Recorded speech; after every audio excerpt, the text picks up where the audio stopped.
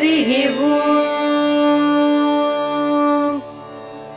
नाम्नां साष्टसहस्रं च ब्रूहि गार्ग्य महामते। महालक्ष्म्या महादेव्या भुक्तिमुक्त्यर्थसिद्धये। गार्ग्य उवाच सनत्कुमारमासीनं द्वादशादित्यसन्निभम्। अपृच्छन् योगिनो भक्त्या योगिनामर्थसिद्धये।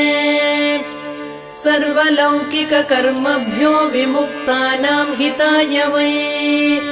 भुक्तिमुक्तिप्रदं जप्यम् अनुब्रूहि दयानिधे। सनत्कुमार भगवन् सर्वज्ञोऽसि विशेषतः। आस्तिक्यसिद्धये नॄणां क्षिप्रधर्मार्थसाधनम्। खिद्यन्ति मानवाः सर्वे धनाभावेन केवलम्। सिद्ध्यन्ति धनिनोऽन्यस्य नैव धर्मार्थकामनाः। दारिद्र्यध्वंसिनी नाम केन विद्या प्रकीर्तिता। केन वा ब्रह्म विद्यापि केन मृत्युविनाशिनी। सर्वा संसारभूतैका विद्यानां केन कीर्तिता। प्रत्यक्षसिद्धिदा ब्रह्मन् तामाचक्ष्वदयानिधे।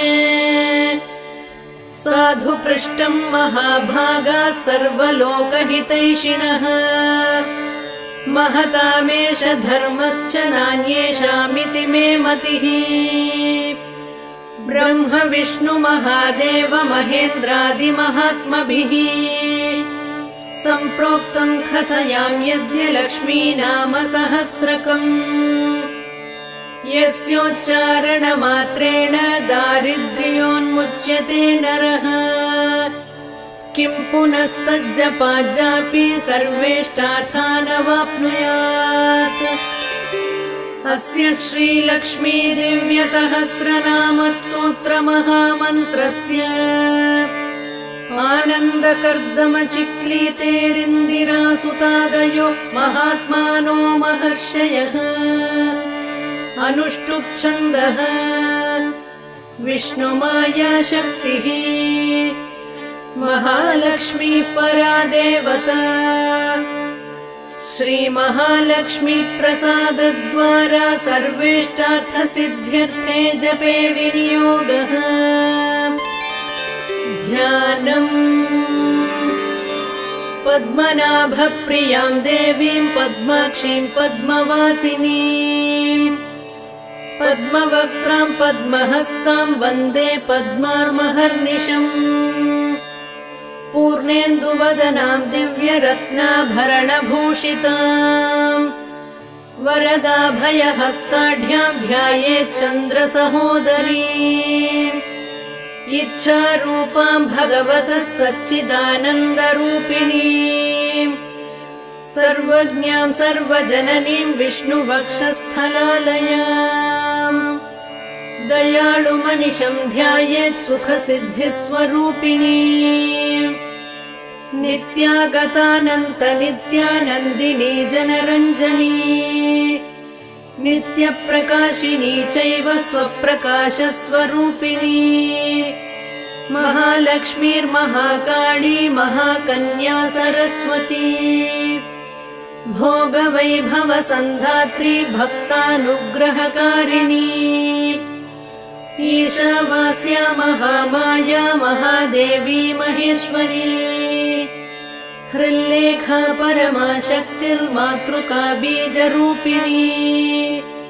नित्यानन्दा नित्यबोधा नादिनी जनमोदिनी। सत्यप्रत्ययनी चैव स्वप्रकाशात्मरूपिणी।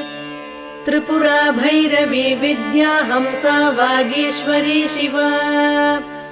वाग्देवी च महारात्रिः कालरात्रिस्त्रिलोचना। भद्रकाली कराळी च महाकाली तिलोत्तमा। काली कराळवक्त्रान्ता कामाक्षी कामदा शुभा।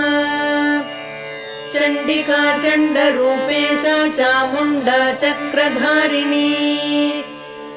त्रैलोक्यजयिनी देवी त्रैलोक्यविजयोत्तमा सिद्धलक्ष्मी क्रियालक्ष्मी मोक्षलक्ष्मी प्रसादिनी उमा भगवती दुर्गा चान्द्री दाक्षायणी शिवा प्रत्यङ्गिराधरा वेला लोकमाता हरिप्रिया पार्वती परमादेवी ब्रह्म विद्या प्रदायिनी अरूपा बहुरूपा च विरूपा विश्वरूपिणी पञ्चभूतात्मिका वाणी पञ्चभूतात्मिका परा काली मा पञ्चिका वाग्मी हविप्रत्यधिदेवता देवमाता सुरेशाना देवगर्भाम्बिका धृतिः संख्या जातिः क्रिया शक्तिः प्रकृतिर्मोहिनी मही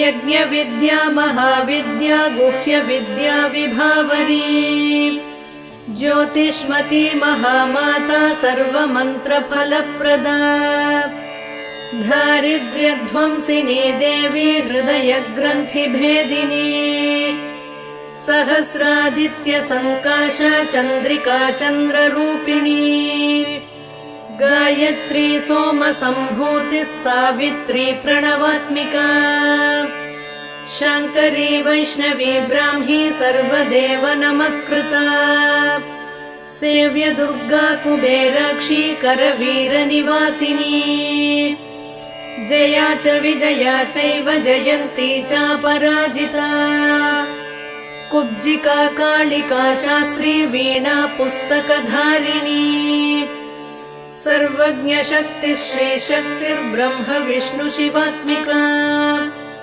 इडा पिङ्गलिका मध्या मृणाली तन्तुरूपिणी यज्ञेशानी प्रथा दीक्षा दक्षिणा सर्वमोहिनी अष्टाङ्गयोगिनी देवी निर्बीज ध्यान गोचरा सर्वतीर्थस्थिता शुद्धा सर्वपर्वतवासिनी वेदशास्त्रप्रभा देवी षडङ्गादिपदक्रमा शिवा धात्री शुभानन्दा यज्ञकर्म स्वरूपिणी व्रतिनी मेनका देवी ब्रह्माणी ब्रह्मचारिणी एकाक्षरपरा तारा भवबन्धविनाशिनी विश्वम्भराधरा धारा निराधाराधिकस्वरा राका कुहूरमावास्या पूर्णिमानुमतिद्युतिः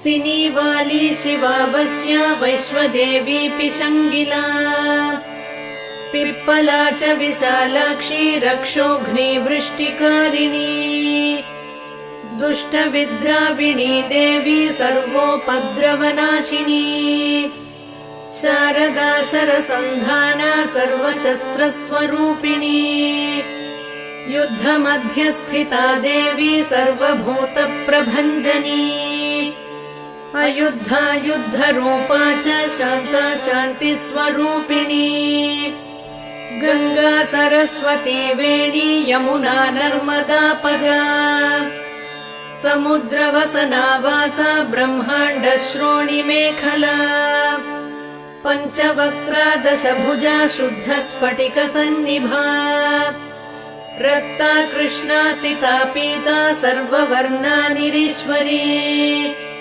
कालिका चक्रिका देवी सत्या तु बटुका स्थिता तरुणी वारुणी नारी ज्येष्ठा देवी सुरेश्वरी विश्वम्भराधरा कर्त्री गणार्गणविभञ्जनी सन्ध्या रात्रिर्दिवा ज्योत्स्ना कला काष्ठा निमेषिका उर्वी कात्यायनी शुभ्रा संसारार्णवतारिणी कपिला कीलिका शोका मल्लिका नवमालिका देविका नन्दिका शान्ता भञ्जिका भयभञ्जिका कौशिकी वैदिकी देवी सौरी रूपाधिकातिभा दिग्वस्त्रा नववस्त्रा च कन्यका कमलोद्भवा श्री सौम्यलक्षणातीत दुर्गा सूत्र प्रबोधिका श्रद्धा मेधा कृति प्रज्ञा धारणा कान्तिरेव च श्रुति स्मृतिर्धृतिर्धन्या भूतिरिष्टिर्मणीषिणी विरक्तिर्व्यापिनी माया सर्वमाया प्रभञ्जनी महेन्द्री मन्त्रिणी सिंही चेन्द्रजालस्वरूपिणी अवस्थात्रय निर्मुक्ता गुणत्रय विवर्जिता ईषणात्रय निर्मुक्ता सर्वरोग विवर्जिता योगी ध्यानान्तगम्या च योगध्यानपरायणा त्रयी शिखा विशेषज्ञा वेदान्तज्ञानरूपिणी भारती कमला भाषा पद्मा पद्मवती कृतिः गौतमी गोमती गौरी ईशानाहंसवाहिनी नारायणी प्रभाधारा जाह्नवी शङ्करात्मजा चित्रघण्टा सुनन्दा श्रीर्मानवी मनुसम्भवा स्तम्भिनी क्षोभिणी मारी भ्रामिणी शत्रुमारिणी मोहिनी द्वेषिणी वीरा अघोरा रुद्ररूपिणी रुद्रैकादशिनी पुण्या कल्याणी लाभकारिणी देवदुर्गा महादुर्गा स्वप्नदुर्गाष्टभैरवी सूर्यचन्द्राग्निरूपा च ग्रहनक्षत्ररूपिणी बिन्दुनादकलातीता बिन्दुनादकलात्मिका दशवायुजयाकारा कला षोडश संयुता काश्यपी कमला देवी नादचक्रनिवासिनी मृडाधारा स्थिरा गुह्या देविका चक्ररूपिणी अविद्या शार्वरी भुञ्जा जम्भासुरनिबर्हिणी श्रीकाया श्रीकला शुभ्रा कर्म निर्मूलकारिणी आदिलक्ष्मीर्गुणाधारा पञ्चब्रह्मात्मिका परा श्रुतिर्ब्रह्ममुखावासा सर्वसम्पत्तिरूपिणी मृतसञ्जीवनी मैत्री कामिनी कामवर्जिता निर्वाणमार्गदा देवी हंसिनी काशिका क्षमा सपर्या गुणिनी भिन्ना निर्गुणा खण्डिता शुभा स्वामिनी वेदिनी शक्या शाम्बरी चक्रधारिणी दण्डिनी मुण्डिनी व्याघ्री शिखिनी सोमसंहतिः चिन्तामणिश्चिदानन्द पञ्चबाणा प्रबोधिनी बाणश्रेणिः सहस्राक्षी सहस्रभुजपादुका सन्ध्यावलिस्त्रिसन्ध्याख्या ब्रह्माण्डमणिभूषणा वासवी वारुणी सेना कुलिका मन्त्ररञ्जनी जितप्राणस्वरूपा च कान्ता काम्यवरप्रदा मन्त्रब्राह्मणविद्यार्थानादरूपा हविष्मती आथर्वणि श्रुतिः शून्या कल्पनावर्जिता सती सत्ता जातिः प्रमामेया प्रमितिः प्राणदा गतिः अवर्णा पञ्चवर्णा च सर्वदा भुवनेश्वरी त्रैलोक्यमोहिनी विद्या सर्वभर्त्रीक्षराक्षरा हिरण्यवर्णा हरिणी सर्वोपद्रवनाशिनी कैवल्यपदवी रेखा सूर्यमण्डलसंस्थिता सोममण्डलमध्यस्था वह्निमण्डलसंस्थिता वायुमण्डलमध्यस्था व्योममण्डलसंस्थिता चक्रिका चक्रमध्यस्था चक्रमार्गप्रवर्तिनी कोकिला कुलचक्रेशा पक्षतिः पङ्क्तिपावनी सर्वसिद्धान्तमार्गस्था षड्वर्णा वरवर्जिता शररुद्रहरा हन्त्री सर्वसंहारकारिणी पुरुष पुरुषा पौरुषी तुष्टिः सर्वतन्त्रप्रसूतिका अर्धनारीश्वरी देवी सर्वविद्याप्रदायिनी भार्गवी भूजुषी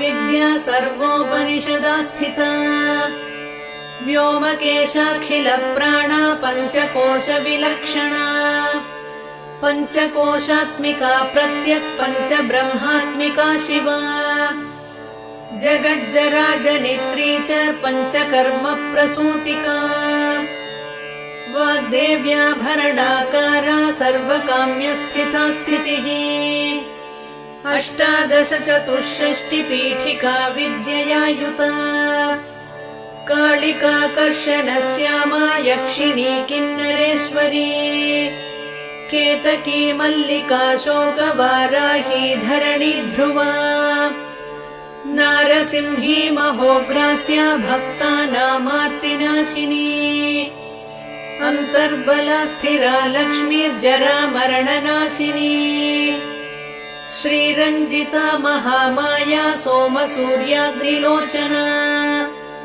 अदितिर्देवमाता च अष्टपुत्राष्टयोगिनी अष्टप्रकृतिरष्टाष्टविभ्राजद्विकृताकृतिः दुर्भिक्षध्वंसिनी देवी सीता सत्या च रुक्मिणी ख्यातिजा भार्गवी देवी देवयोनिस्तपस्विनी शाकम्भरी महाशोणा गरुडोपरि संस्थिता सिंहगा व्याघ्रगा देवी वायुगा च महादृगा अकारादिक्षकारान्ता सर्वविद्याधिदेवता मन्त्रव्याख्यान निपुणा ज्योतिश्शास्त्रैकलोचना इडा पिङ्गलिका मध्या सुषुम्ना ग्रन्थिभेदिनी कालचक्रश्रयोपेता कालचक्रस्वरूपिणी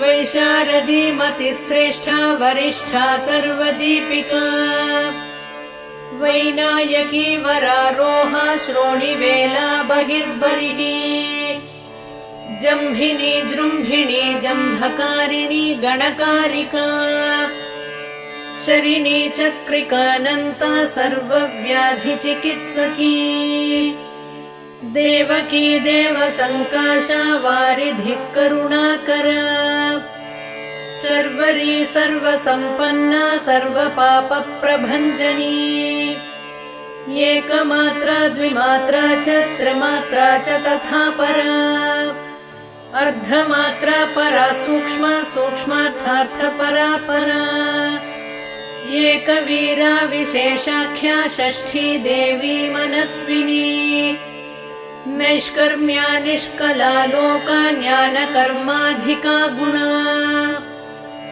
सबन्ध्वानन्दसन्दोहा व्योमाकारा निरूपिता गद्यपद्यात्मिका वाणी सर्वालङ्कारसंयुता साधुबन्धपदन्यासा सर्वौको घटिका बलिः षट्कर्मा कर्कशाकारा सर्वकर्म विवर्जिता आदित्यवर्णा चापर्णा कामिनी वररूपिणी ब्रह्माणी ब्रह्मसन्ताना वेदवागीश्वरी शिवा पुराणन्यायमीमांसा धर्मशास्त्रागमश्रुता सद्यो वेदवती सर्वा हंसी विद्याधिदेवता विश्वेश्वरी जगद्धात्री विश्वनिर्माणकारिणी वैदिकी वेदरूपा च कालिका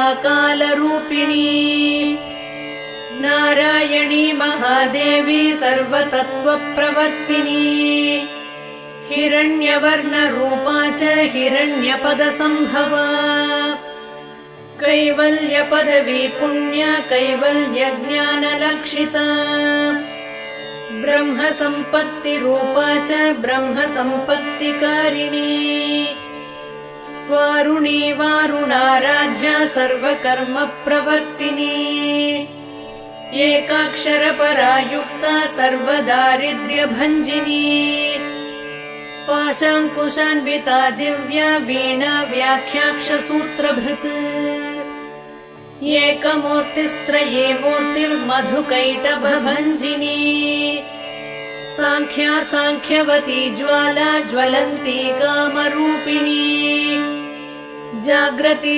सर्वसम्पत्तिः सुषुप्ता स्वेष्टदायिनी कपालिनी महादंष्ट्रा भ्रुकुटी कुटिलानना सर्वावासा सुवासा च बृहत्यष्टिश्च शक्वरी छन्दो गणप्रतिष्ठा च कल्माशी करुणात्मिका चक्षुष्मती महाघोषा खड्गचर्मधरा शनिः शिल्पवैचित्र्यविद्योता सर्वतो भद्रवासिनी अचिन्त्यलक्षणाकारा सूत्रभाष्यनिबन्धना सर्ववेदार्थसम्पत्तिः सर्वशास्त्रार्थमातृका अकारादिक्षकारान्त सर्ववर्णकृतस्थला सर्वलक्ष्मीः सदानन्दा सारविद्या सदाशिवा सर्वज्ञा सर्वशक्तिश्च खेचरी रूपगोच्छ्रुता अणिमादिगुणोपेता पराकाष्ठा परागतिः हंसयुक्तविमानस्था हंसारूढा शशिप्रभा भवानी वासनाशक्तिराकृतिस्थाखिलाखिला तन्त्रहेतुर्विचित्राङ्गी व्योमगङ्गा विनोदिनी वर्षा च वार्षिकी चैव ऋग्यजुस्सामरूपिणी महानदी नदी पुण्या अगण्यागण्यगुणक्रिया समाधिगतलभ्यार्था श्रोतव्या स्वप्रिया घृणा नामाक्षरपरा देवी उपसर्गनखाञ्चिता निपातोरुद्वयी जङ्घा मातृका मन्त्ररूपिणी आसीना च शयाना च तिष्ठन्ती धावनाधिका लक्ष्यलक्षणयोगाढ्या ताद्रूप्यगणनाकृतिः सैकरूपा नैकरूपा सेन्दुरूपा तदाकृतिः समासतद्धिताकारा विभक्तिवचनात्मिका स्वाहाकारा स्वधाकारा श्रीपत्यर्धाङ्गनन्दिनी गम्भीरा गहना गुह्या योनिलिङ्गार्धधारिणी शेषवासुकि संसेव्या चपला वरवर्णिनी कारुण्यागार सम्पत्तिः कीलकृन्मन्त्रकीलिका शक्तिबीजात्मिका सर्वमन्त्रेष्टाक्षयकामना आग्नेयी पार्थिवा आप्या वायव्या व्योमकेतना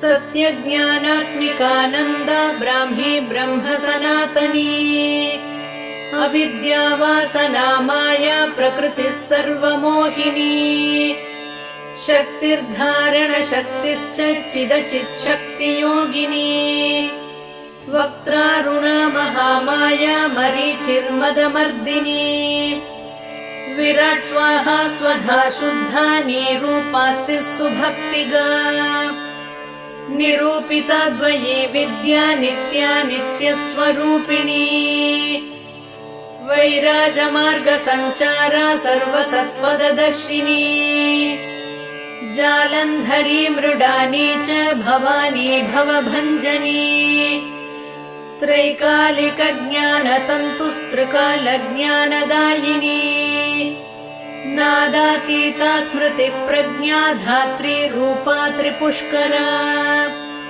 पराजिता विधानज्ञा विशेषितगुणात्मिका हिरण्यकेशिनी हेम ब्रह्मसूत्रविचक्षणा असङ्ख्येय परार्धान्तस्वर व्यञ्जन वैखरी मधुजिह्वा मधुमती मधुमासोदया मधुः माधवी च महाभागा मेघगम्भीर निस्वना ब्रह्म विष्णु महेशादि ज्ञातव्यार्थविशेषगा नाभौ वह्निशिखाकारा ललाटे चन्द्रसन्निभा भ्रूमध्ये भास्कराकारा सर्वताराकृतिर्हृदि कृत्तिकादिभरण्यन्त नक्षत्रेष्ट्यार्चितोदया ग्रहविद्यात्मिका ज्योतिर्ज्योतिर्विन्मति जीविका ब्रह्माण्डगर्भिणी बाला सप्तावरणदेवता वैराजोत्तमसाम्राज्य कुमारकुशलोदया बगळा भ्रमराम्बा च शिवदूती शिवात्मिका मेरुविन्ध्यातिसंस्थाना काश्मीरपुरवासिनी योगनिद्रा महानिद्रा विनिद्रा राक्षसाश्रिता सुवर्णदा महागङ्गा पञ्चाख्या पञ्चसंहतिः सुप्रजाता सुवीरा च सुपोषा सुपतिः शिवा सुगृही रक्तबीजान्ता हतकन्दर्पजीविता समुद्रव्योम मध्यस्था समबिन्दुसमाश्रया सौभाग्यरसजीवातुः सारासारविवेकदृक् त्रिवल्यादिसुपुष्टाङ्गा भारती भरताश्रिता नादब्रह्ममयी विद्या ज्ञानब्रह्ममयी परा ब्रह्मनाडी निरुक्तिश्च ब्रह्मकैवल्यसाधनम् कालिकेयमहोदार वीर्यविक्रमरूपिणी बडवाग्निशिखा वक्त्रा महाकबळदर्पणा महाभूता महादर्पा महासारा महाक्रतुः पञ्चभूतमहाग्रासा पञ्चभूताधिदेवता सर्वप्रमाणा सम्पत्तिः सर्वरोगप्रतिक्रिया ब्रह्माण्डान्तर्बहिर्व्याप्ता विष्णुवक्षो विभूषिणी शाङ्करी विधिवक्रस्था प्रवरावरहेतुकी हेममाला शिखामाला त्रिशिखा पञ्चमोचना सर्वागम सदाचार मर्यादा यातु भञ्जनी पुण्यश्लोक प्रबन्धाढ्या सर्वान्तर्यामि रूपिणी सामगान समाराध्या श्रोतृकर्णरसायना जीवलोकैकजीवातुर्भद्रोदार विलोकना तटित्कोटिलसत्कान्तिस्तरुणी हरिसुन्दरी मीननेत्रा च सेन्द्राक्षी विशालाक्षी सुमङ्गला सर्वमङ्गलसम्पन्ना साक्षान्मङ्गलदेवता देहहृद्दीपिका दीप्तिर्जिह्वा पापप्रणाशिनी अर्धचन्द्रोल्लसद्दंष्ट्रा यज्ञवाटी विलासिनी महादुर्गा महोत्साहा महादेववलोदया डाकिनीड्या शाकिनीड्या साकिनीड्या समस्तजुट निरङ्कुशा नाकिवन्द्या षडाधाराधिदेवता भुवनज्ञानिनी श्रेणी भुवनाकारवल्लरी शाश्वती शाश्वताकारा लोकानुग्रहकारिणी सारसी मानसी हंसी हंसलोकप्रदायिनी चिन्मुद्रालङ्कृतकरा कोटिसूर्यसमप्रभा सुखप्राणिशिरोरेखा नददृष्टप्रदायिनी सर्वसाङ्कर्यदोषघ्निग्रहोपद्रवनाशिनी क्षुद्रजन्तुभयघ्नी च विषरोगादिभञ्जनी सदा शान्ता सदा शुद्धा गृहच्छिद्रनिवारिणी कलिदोषप्रशमनी कोलाहलपुरस्थिता गौरी लाक्षणिकी मुख्या जगन्याकृतिवर्जिता माया विद्या मूलभूता वासवी विष्णुचेतना वादिनी वसुरूपा च वसुरत्नपरिच्छदा छान्दसी चन्द्रहृदया मन्त्रस्वच्छन्द भैरवी वनमाला वैजयन्ती पञ्चदिव्यायुधात्मिका पीताम्बरमयी चञ्चत्कौस्तुभा हरिकामिनी नित्या तथ्या रमा रामा रमणी मृत्युभञ्जनी ज्येष्ठा काष्ठा धनिष्ठान्ता शराङ्गी निर्गुणप्रिया मैत्रेया मित्रविन्दा च शेषकलाशया वाराणसी वासलभ्या च आर्यावर्तजनस्तुता जगदुत्पत्ति संस्थान संहारत्रयकारणम् त्वमम्ब विष्णु सर्वस्वं नमस्तेऽस्तु महेश्वरी नमस्ते सर्वलोकानां जनन्यै पुण्यमूर्तये सिद्धलक्ष्मीर्महाकाली महालक्ष्मी नमोऽस्तुते सद्यो जातादिपञ्चाग्निरूपा पञ्चकपञ्चकम् यन्त्रलक्ष्मीर्भवत्यादिराद्याद्येते नमो नमः सृष्ट्यादिकारणाकार वितते दोषवर्जिते जगल्लक्ष्मीर्जगन्मातर्विष्णुपत्नि नमोऽस्तुते नवकोटिमहाशक्ति समुपास्य पदाम्बुजे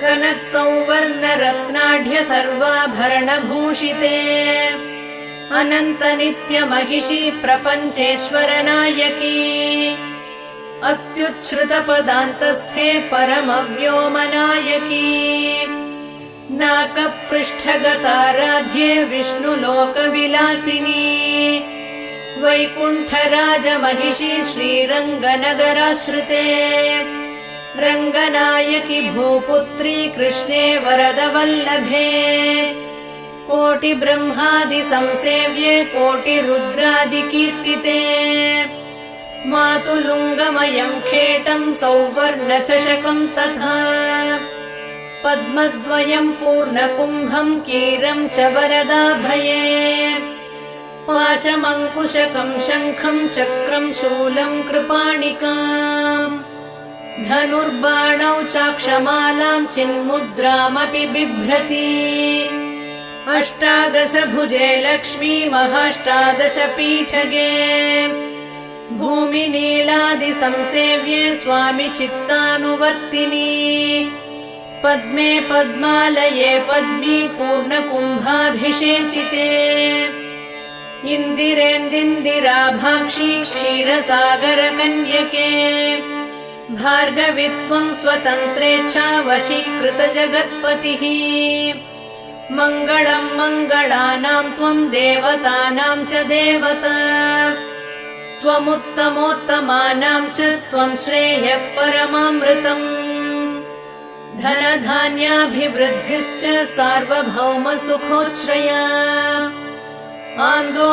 आन्दोलिकादिसौभाग्यम् मत्ते भाति महोदयः पुत्रपौत्राभिवृद्धिश्च विद्याभोगबलादिकम् आयुरारोग्यसम्पत्तिरष्टैश्वर्यम् त्वमेव हि परमेश विभूतिश्च सूक्ष्मात् सूक्ष्मतरा गतिः सदयापाङ्गसन्दत्त ब्रह्मेन्द्रादिपदस्थितिः अव्याहतमहाभाग्यम् त्वमेवाक्षोभ्य विक्रमाः समन्वयश्च वेदानाम् अविरोधस्त्वमेव हि निःश्रेयसपदप्राप्तिसाधनम् फलमेव च श्रीमन्त्रराजराज्ञी च श्रीविद्याक्षेमकारिणी श्रीं बीजजपसन्तुष्टा ऐं ह्रीं श्रीं बीजपालिका प्रपत्तिमार्गसुलभा विष्णुप्रथमकिङ्करी क्लीङ्कारार्थसवित्री च सौमङ्गल्याधिदेवता श्रीषोडशाक्षरी विद्या श्रीयन्त्रपुरवासिनी सर्वमङ्गलमाङ्गल्ये शिवे सर्वार्थसाधिके शरण्ये त्र्यम्बके गौरी नारायणि नमोऽस्तुते पुनः पुनर्नमस्तेऽस्तु साष्टाङ्गमयुतम् पुनः सनत्कुमार उवाच एवं स्तुता महालक्ष्मीर्ब्रह्मरुद्रादिभिः सुरैः नमद्भिरार्तैर्दीनैश्च निःस्वत्वैर्भोगवर्जितैः ज्येष्ठाजुष्टैश्च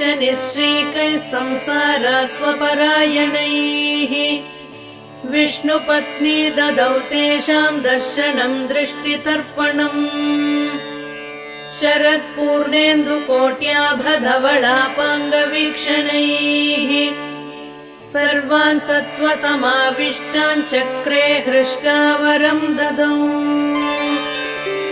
महालक्ष्मीरुवाच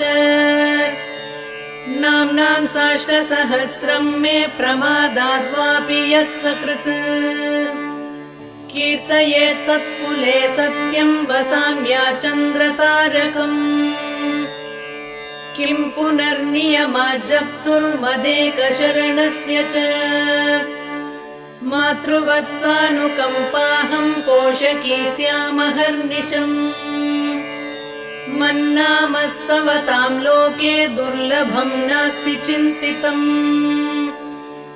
मत्प्रसादेन सर्वेऽपि स्वस्वेष्टार्थमवाप्स्यथ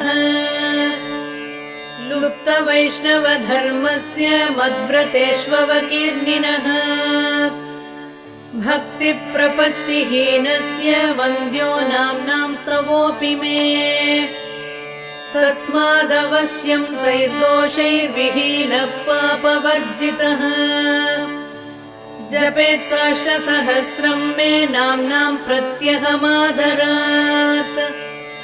साक्षादलक्ष्मीपुत्रोऽपि दुर्भाग्योऽप्यलसोऽपि वा अप्रयत्नापि मूढापि विकलः पतितोऽपि च अवश्यम् प्राप्नुयाद्भाग्यम् मत्प्रसादेन केवलम् स्पृहेयमचिराद्देव वरदानाय जापिनः ददामि सर्वमिष्टार्थम् लक्ष्मीति स्मरताम् ध्रुवम् सनत्कुमार उवाच इत्युक्त्वान्तर्दधे लक्ष्मीर्वैष्णवी भगवत्कला इष्टापूर्तम् च सुकृतम् भागधेयम् च चिन्तितम् स्वम् स्वम् स्थानम् च भोगम् च विजयम् लेभिरे सुराः तदेतत् प्रवदाम् यद्य लक्ष्मी नाम सहस्रकम् योगिनः पठत क्षिप्रम् चिन्तितार्थानवाप्स्यथ गार्ग्य उवाच सनत्कुमारो योगीन्द्र इत्युक्त्वा सदयानिधिः अनुगृह्य ययौ क्षिप्रम् तांश्च 12 योगिनः तस्मादेतद्रहस्यम् च गोप्यम् जप्यम् प्रयत्नतः अष्टम्याम् च चतुर्दश्याम् नवम्याम् भृगुवासरे पौर्णमास्याममायाम् च पर्वकाले विशेषतः जपेद्वा नित्यकार्येषु सर्वान् कामानवाप्नुयात् इति श्रीस्कन्दपुराणे सनत्कुमारसंहितायाम् लक्ष्मीसहस्रनामस्तोत्रम् सम्पूर्णम्।